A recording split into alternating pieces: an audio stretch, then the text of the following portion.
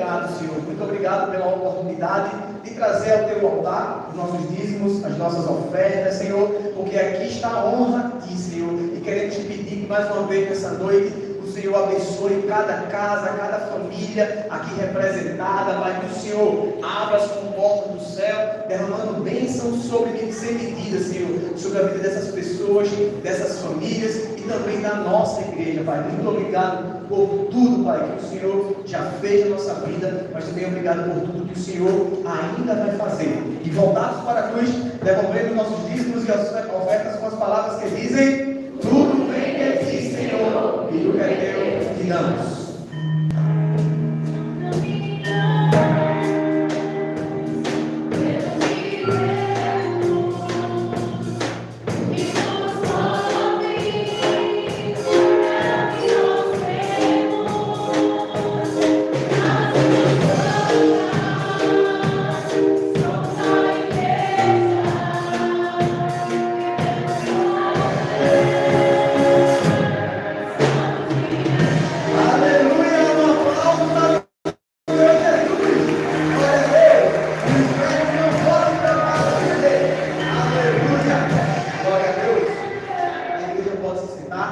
Sejam todos muito bem-vindos mais uma vez aqui à casa do Senhor, mais um Quinta na Presença. Você também que está nos acompanhando agora pelo nosso canal do YouTube, que a paz do Senhor esteja também na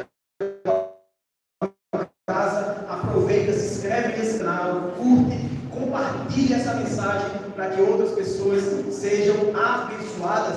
E o tema da nossa mensagem hoje, nessa noite, é uma só coisa. Repita comigo, diga assim: uma só coisa.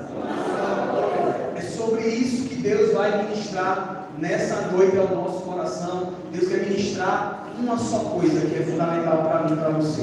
Uma só coisa, uma só coisa. Eu gostaria de saber se tem alguém aqui hoje pela primeira vez. Só levanta a mão. Aqui, seja bem-vinda, bem-vindo, meu irmão. Vocês são muito bem-vindos aqui à nossa casa. Vocês já receberam algum presentinho quando chegou? Já recebeu? Recebeu já uma lembrancinha quando a senhora chegou? Ainda não? Levanta a mão, só para o pessoal ver, levanta a mão. Ali, tá? Ali no cantinho lá. Isso. Então, quando no final o pessoal vai procurar a senhora para dar uma lembrancinha, porque a gente fica sempre muito feliz em receber pessoas novas na nossa casa, na nossa família, porque o nosso propósito aqui é de direcionar todo mundo para Jesus Cristo, porque Ele é o centro de todas as coisas. Nós somos a Anglicana Ressurreição Combos, uma família. Sejam muito bem-vindos aqui à nossa casa, à nossa família. Eu convido você a abrir sua Bíblia lá no livro de Salmos. Salmos no capítulo 27. Salmos 27, nós vamos ler do versículo 1 até o versículo 4. Salmos 27, do versículo 1 ao 4. O tema dessa mensagem hoje é uma só coisa.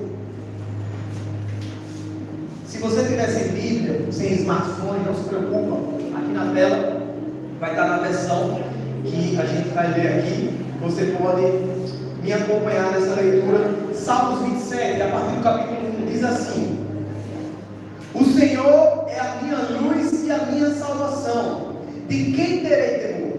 O Senhor é meu forte refúgio, de quem terei medo?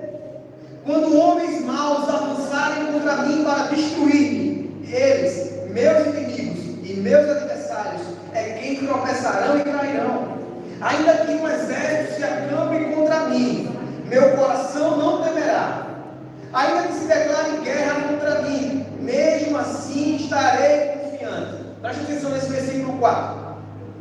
Diz assim: uma coisa pedi ao Senhor, e é o que eu procuro, que eu possa viver na casa do Senhor todos os dias da minha vida, para contemplar a bondade do Senhor e buscar a sua orientação no seu tempo. Aleluia. Essas são as palavras da salvação e por elas me dá graças a Deus. Feche teus olhos. Vamos orar. Senhor Deus, Pai, obrigado, Senhor, por mais um dia de vida, mais uma oportunidade de estar aqui nessa noite. Mais uma vez te pedimos, Pai, que o teu Espírito Santo faça uma aplicação personalizada para a nossa vida. Que essa palavra ela venha como uma espada de dois gumes. Que essa palavra ela faça separação de pensamento e intenções do nosso coração, Pai. Porque a Tua palavra é viva e eficaz, Senhor. Então fala ao nosso coração, Pai, mais uma vez nessa noite, Pai, que toda a distração, que tudo aquilo que tenta roubar, o que o Teu Espírito Santo quer fazer nessa noite, que cai por terra no nome de Jesus, Pai. E cada pessoa que está aqui hoje está livre. Livre para ouvir Tua voz, livre para responder ao chamado do Espírito Santo, Pai. E que eu não te atrapalhe em nada nessa noite, que o meditar do meu coração e o falar da minha boca sejam sempre agradáveis na Tua presença, ó minha e Redentor meu. É por isso que eu te oro e te agradeço. No nome de Jesus, amém. Amém. Gente, uma só coisa. Nessa noite, Deus ele quer ministrar ao nosso coração sobre prioridades. Quais têm sido as nossas prioridades? As prioridades do nosso coração. Eu queria que você fosse sincero com você mesmo nessa noite. Se o próprio Deus viesse aqui nessa noite e dissesse a você agora: eu vou te conceder um pedido, eu vou te conceder uma vontade, pare, pense e reflita, qual seria o seu pedido nessa noite? Pare, pense. Comece a refletir. Se o Senhor Deus te desse hoje o direito de você pedir alguma coisa e Ele fez, eu vou conceder o que você pediu. Qual seria o nosso pedido? Talvez o teu pedido nessa noite seria: Deus, eu quero 10 milhões de reais para eu pagar todas as minhas dívidas e ainda vou dizimar na tua casa. A Sônia diz assim, né? Se eu ganhar aqui, eu ainda vou dizimar. Tem 10 milhões, é o que eu quero, Senhor. 10 milhões. Talvez o seu pedido não vai ser dinheiro, mas o seu pedido talvez vai ser uma família bem sucedida. Talvez a sua família está em crise, seu relacionamento está sendo destruído, a sua casa está se perdendo. Você dizer: Deus, eu quero que minha família seja abençoada. Eu quero que minha família seja restaurada. Talvez você pode pedir: Deus, eu preciso de uma cura. Eu estou precisando de uma cura de uma doença incurável. Eu estou precisando de algo que me liberte, porque eu estou preso e presa. Talvez você pode dizer: eu desejo acabar com a fome de todo mundo. Todos esses desejos que talvez você poderia pedir ao Senhor, Ele revela as prioridades do nosso coração. Ele revela para mim e para você quais são as nossas prioridades. Porque lá no livro de Mateus, capítulo 6, versículo 21, diz assim: onde estiver o teu tesouro, ali estará o seu coração. O que a Bíblia está dizendo é que onde tiver as tuas prioridades, o teu coração está naquilo. Será que a tua prioridade é dinheiro? E a sua vida vai ser um eterno trabalho, uma eterna busca por dinheiro. E talvez a sua vida está sendo assim. Eu pergunto a você: como é que está sendo a sua agenda diária? Se você parasse para colocar e listar o seu dia a dia, como é que seria a sua agenda? Tem um programa que a gente coloca no nosso telefone que ele mostra quanto tempo de uso você está usando cada aplicativo no seu telefone.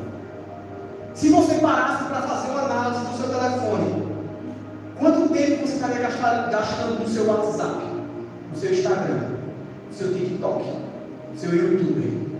E quanto tempo você estaria gastando na sua Bíblia? O próprio WhatsApp, ele já tem uma ferramenta, eu até consultei ela hoje, que ele já diz o seu gasto médio diário. Quanto tempo você gasta por dia no seu Instagram? Ele mostra o dia que você gastou mais, menos, e ele dá uma média. Eu fui dar uma olhada hoje, quando eu estava preparando essa palavra, e eu fiquei até assustado, porque ele mostrou que eu uso 54 minutos por dia. Eu fiz misericórdia, Senhor, estou perdendo 1 hora do meu dia com o Instagram. Perdendo 1 hora do meu dia com algo improdutivo, com algo que não me leva para lugar nenhum. E talvez, se você olhar o seu, quando você chegar em casa, está dando 1 hora, 2 horas. Eu queria que você fizesse uma comparação com o tempo que você gasta no seu devocional. Será que você gasta pelo menos 1 hora com o seu devocional? Você gasta 1 hora orando, conversando com Deus, lendo a Bíblia, buscando a presença.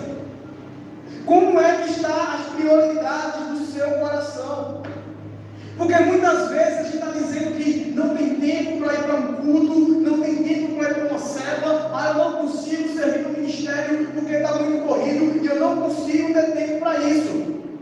Mas o que acontece não é falta de tempo, é falta de prioridade. É falta de prioridade.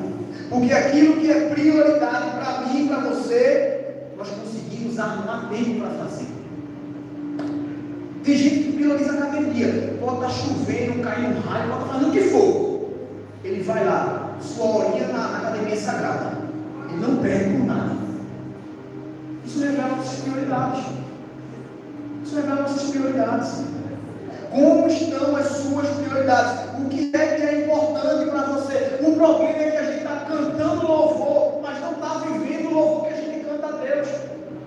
Esse salmo, ele se tornou até um louvor. E você talvez conhece, que a gente até já cantou aqui algumas vezes, que é uma coisa vou pedir, deixa eu ficar nesse lugar todos os dias da minha vida. A gente está pedindo. Deus está pedindo uma coisa para tu, Deus. Deixa eu ficar nesse lugar de presença, nesse ambiente. Mas a gente não está vivendo isso. A gente não está vivendo isso. E quando Davi, ele escreve esse salmo, a teologia mostra que ele estava num momento de maior perseguição da vida dele. Ele estava sendo perseguido por Saul, ele estava sendo perseguido pelos inimigos, ele estava em cavernas, ele estava sozinho. E aí o versículo 3 que a gente leu, ele mostra onde é que estava a confiança dele, ou se estava em coisas, pessoas, ou se estava em Deus. Ele diz assim no versículo 3: ainda que um exército se acampe contra mim, meu coração não temerá. Ainda que se declare guerra contra mim, mesmo assim estarei confiante. E a gente começa a perceber a prioridade do coração de Davi, porque o cara estava sendo perseguido, gente. O cara estava com um exército atrás dele, pessoa querendo matar ele. E sabe qual foi a oração dele? Ele poderia ter pedido a Deus: Deus, afaste esse exército. Deus, destrói esses inimigos que estão vindo contra mim. Mas na oração que ele pede, que ele fala com Deus, Deus, eu só vou pedir uma coisa ao Senhor. Eu quero habitar, eu quero morar todos os dias da minha vida na tua presença. Eu quero contemplar a tua bondade. Eu quero olhar para a sua misericórdia sobre a minha vida. E talvez se você pedir qualquer coisa dessa, tudo isso é lícito que você pediu. Tudo isso é normal, mas Davi estava revelando para mim e para você qual era a prioridade do coração dele. E é justamente por isso que a Bíblia chama Davi como um homem segundo o coração de Deus. Porque o desejo e o anseio desse cara é pela presença, é pela intimidade, é pela comunhão com Deus.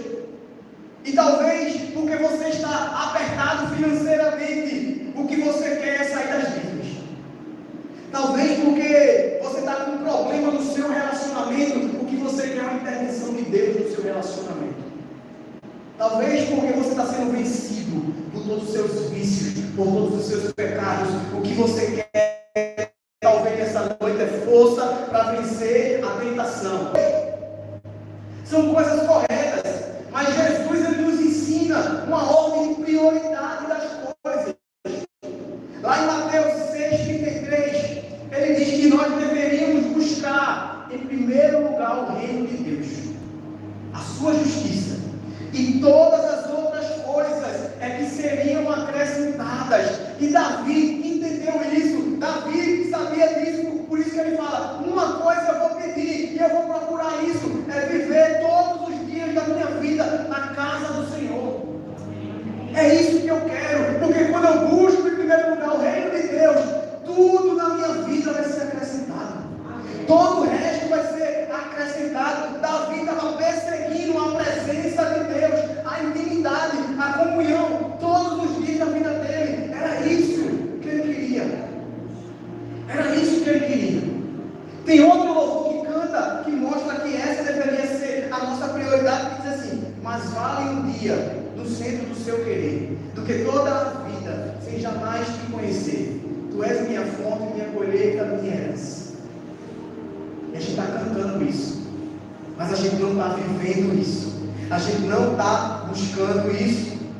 E o que eu e você deveria fazer, buscar, é perseguir esse lugar de presença, esse lugar de intimidade, esse lugar de prioridade ao Senhor. Porque quando a gente priorizar a Deus, todas as outras coisas vão ser acrescentadas. Então, quando você buscar a presença de Deus, sabe o que vai acontecer com suas finanças? Deus vai começar a derramar e a suprir. Sabe o que vai acontecer quando você buscar a Deus, focar em Deus? Os seus relacionamentos vão começar a ser ajustados, porque você vai começar a se parecer com Ele, e quando a gente começa a se parecer com Ele, tudo muda ao nosso redor. Sabe o que vai acontecer com os seus pecados, os seus prazeres? Quando você se aproximar de Deus, eles vão ser derrotados, porque o seu prazer não vai dar mais em coisas, mas vai dar em uma pessoa, e essa pessoa é Jesus Cristo de Nazaré. É nele que nós devemos focar. Nós precisamos buscar alinhar o nosso coração, assim como de Davi estava alinhado com Deus, de uma só coisa, e pedir a principal. Sabe o que nós devemos priorizar? Priorizar a vontade de Deus, ao invés da nossa vontade. Foi isso que Jesus orou, foi isso que Jesus orou, talvez na sua oração mais agoniante lá no Getsemane. Ele fala para Deus: Deus, se for possível, afasta esse cálice de mim. Mas ele diz: mas não seja feita a minha vontade, mas a tua vontade. Será que é isso que eu e você está buscando? Será que a gente está colocando a vontade de Deus acima da nossa vontade? Porque quando a gente olha para essa oração de Jesus, ele está dizendo: Deus, eu prefiro sofrer, eu prefiro ir para a cruz, eu prefiro ser crucificado, eu prefiro até me afastar temporariamente de ti, mas eu prefiro fazer a tua vontade ao invés da minha. E a gente tem um entendimento um pouco errado sobre o que é o cálice que Jesus pede para afastar, né? A gente acha que o cálice que Jesus estava pedindo um afastamento era a cruz, era o sofrimento, era o chicote, não era disso.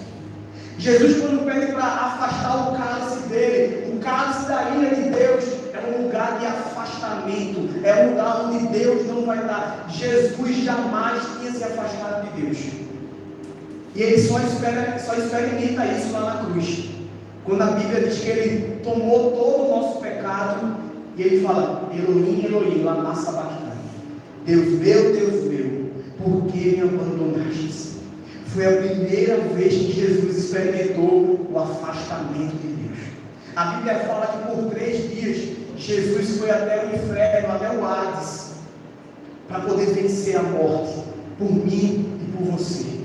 Esse foi a maior dor do coração de Jesus, era se afastar da presença, e nós precisamos entender que a principal coisa é estar na presença. Quanto de nós, a gente ia preferir sofrer, ser machucado e ser ofendido? Mas se fosse a vontade de Deus para mim e para você, o problema é que a gente não quer sofrer. O problema é que a gente não quer dificuldade, porque tudo que mostra conforto, a gente acha que é Deus que está colocando para a gente. Tudo que vai ter dificuldade, a gente se afasta, porque a gente diz que não é de Deus. Está tendo tempestade? Está tendo dor? Está tendo choro? Ele diz: vou me afastar porque não é de Deus. Que é isso?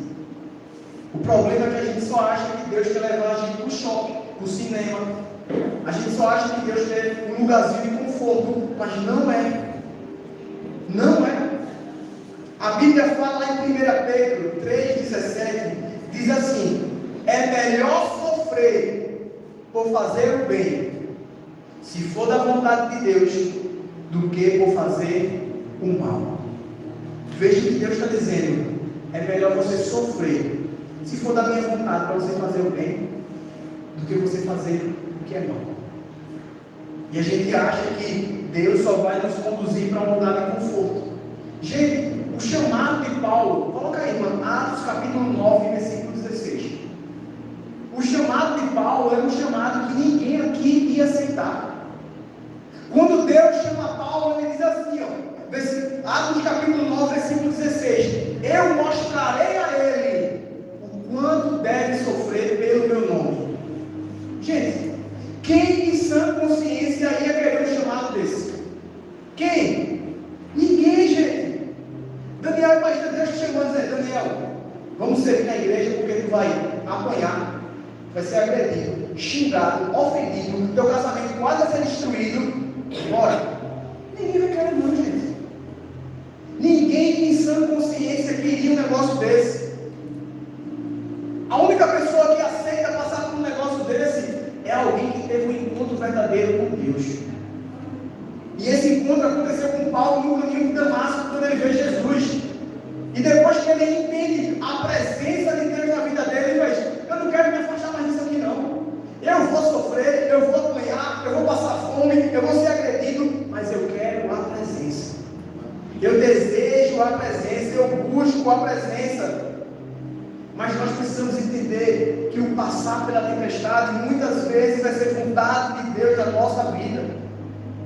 Mas o problema é que a gente só quer escolher conforto e facilidade. Mas Deus, Ele quer justamente que você passe pela dificuldade para preparar e amadurecer você. Gente, Sadraque, Mesaque e Abednego, Deus não poupou eles das fornalhas de fogo, não. Porque se fosse eu e você, se o rei dissesse: olha, se tu não se ajoelhar, eu vou te jogar no fogo, ele vai morrer. Mas Deus não quer que eu morra, eu vou me ajoelhar aqui. Deus não poupou aqueles três da fornalha de fogo, mas protegeu eles na fornalha de fogo. Deus não poupou da dificuldade, mas protegeu na dificuldade. Deus não poupou Daniel da cova de leões, mas protegeu Daniel na cova de leões. Deus não vai poupar você da dificuldade, mas Ele vai estar protegendo você na dificuldade. Ele está cuidando de você, Ele está cuidando de cada um de nós. E Davi, ele entendeu tanto isso, que lá no versículo 10 desse mesmo Salmo 27, depois de ele falar que a principal coisa é a presença, depois de ele dizer que vai ter inimigo, mas eles que vão tropeçar, vai ter dificuldade, mas eles que vão cair, no versículo 10 ele diz: mesmo que pai e mãe me abandonem, Deus jamais vai esquecer de mim. Deus jamais vai abandonar eu e você. Em minha plena convicção de que o mais importante era a presença de Deus na nossa vida. Entenda que as tempestades nunca são para destruir a nossa vida, que a gente acha que é para destruir, mas é para preparar para a frutificação. Salmos 92, 13. Salmo 92, 13. Diz assim: plantados na casa do Senhor, florescerão nos átrios do nosso Deus. Começo do versículo 14. Passa para o próximo versículo aí, irmão. E mesmo na velhice, eles darão frutos. A Bíblia está dizendo aqui: se você estiver plantado na casa de Deus, você vai florescer, você vai frutificar, mesmo que tenha tempestade, mesmo que tenha dificuldade. Eu sempre gosto de fazer uma analogia, gente, porque imagina se a planta pudesse falar. Imagina uma árvore que começou a crescer na sua casa e começou a vir um vento muito forte e ela reclamasse para você: está muito forte esse vento, vai me destruir, me tira daqui. Aí você vai lá, tira a árvore, corta a raiz e coloca ela em outro lugar. Está muito quente aqui, me leva para outro lugar. O que ia acontecer com essa árvore?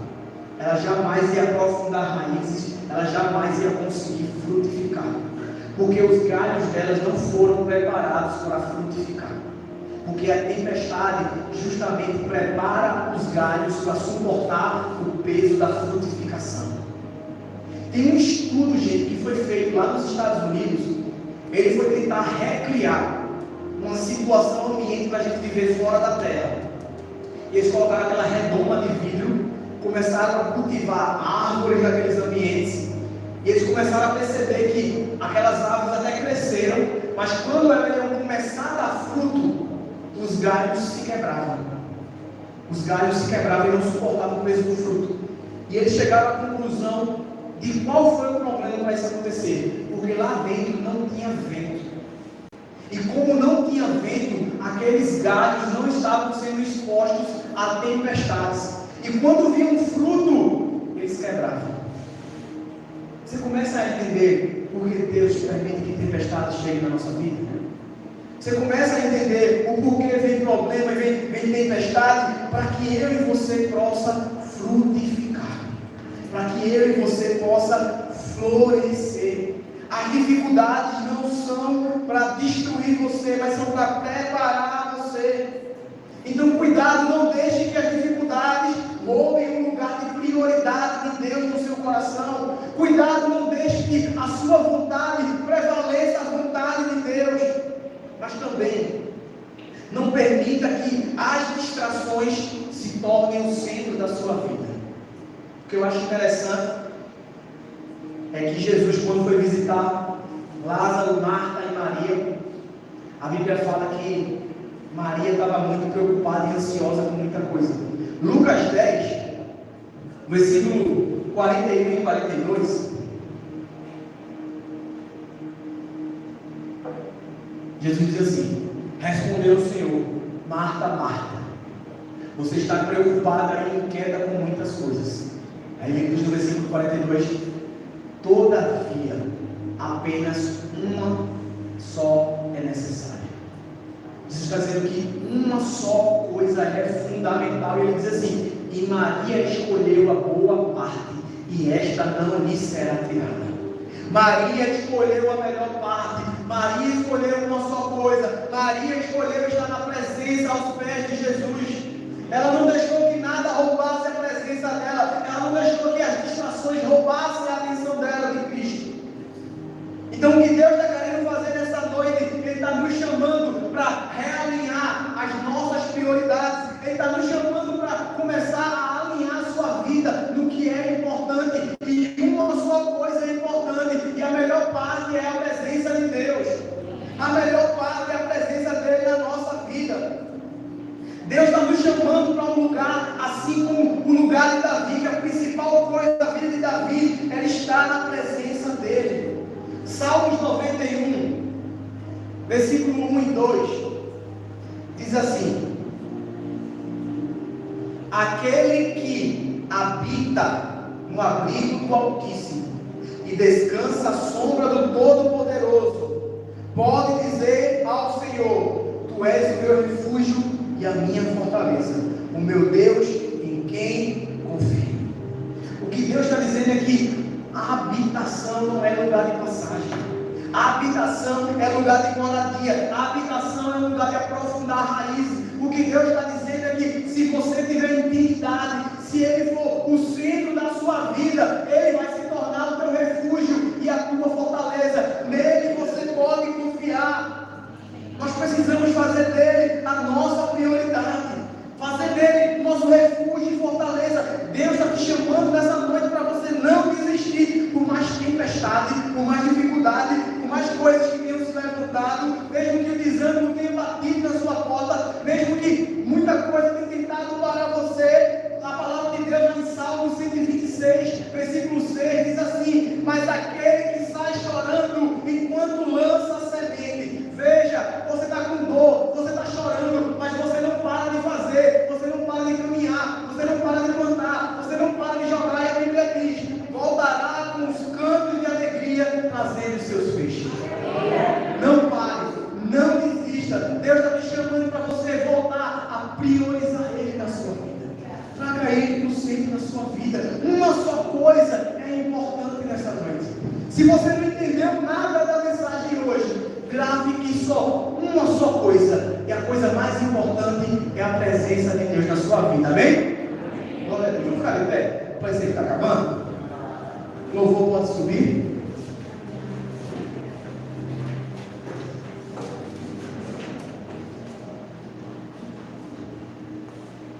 Gente, a gente sempre fala que Deus ele marca encontros. Deus ele não trabalha com acaso, com conhecimentos, mas são encontros que são marcados. E toda vez que a gente vem para a casa do Senhor, são oportunidades que Ele está nos dando para a gente receber essa semente. A parábola do semeador fala que o semeador saiu a semear. E Jesus ele sempre está semeando. As sementes estão sempre sendo lançadas. Só que existem 4 tipos de solos diferentes. Existem 4 tipos de coração diferentes. Talvez tem pessoas que estão com o coração endurecido nessa noite. E a palavra fala que o coração endurecido, aquele solo batido, aquele solo pisado, aquele solo machucado, aquele solo ofendido, a semente muitas vezes não vai conseguir penetrar. E o inimigo vem e rouba aquilo que foi semeado. A Bíblia fala que também tem um tipo de solo que é rochoso, que a semente cai nele e logo começa a crescer. Mas por não ter raiz, por não ter profundidade, quando chega a dificuldade, quando chega o primeiro problema, quando chega a primeira ofensa, quando chega o desafio, essa planta seca e morre. Mas a Bíblia também fala que tem um solo espinhoso, e aquela planta começa a crescer com aquele espinho. Mas o problema é que aquilo que a gente não arranca hoje vai nos destruir amanhã. O pecado que a gente tolera hoje vai nos derrubar amanhã. E a Bíblia fala que aquele espinho também cresceu. Só que esse espinho sufocou essa semente. E ela morreu. Mas só que tem uma terra que era boa. Uma terra que era fértil. Uma terra que dava 30, 60 e a 100 por um. Tudo que caía nela frutificava. Tudo que caía nela era bom. Tudo que caía nela você aproveitava. Então que o nosso coração nessa noite seja esse tipo de terra. Que aquilo que Deus foi ministrando nessa noite você possa pegar e se agarrar nessa verdade. Que você possa entender que uma só coisa é fundamental na sua vida e que você possa buscar e correr atrás para habitar todos os dias na casa do Senhor, para contemplar a bondade de Deus, para contemplar a bondade de Deus sobre a nossa vida. Deus está trazendo você hoje nessa noite, gente, para alinhar o seu coração. Talvez o seu foco ele foi desajustado, talvez o seu foco foi desalinhado, mas o que Deus quer trazer é você para o centro da vontade dEle. Que a vontade dEle prevaleça a sua, a nossa. Que as distrações não roubem o lugar de prioridade de Deus no nosso coração. Feche teus olhos no teu lugar, vamos orar ao Senhor. Senhor Deus, Pai, muito obrigado, Senhor. Muito obrigado porque a Tua palavra jamais volta vazia, Deus. Muito obrigado porque hoje nós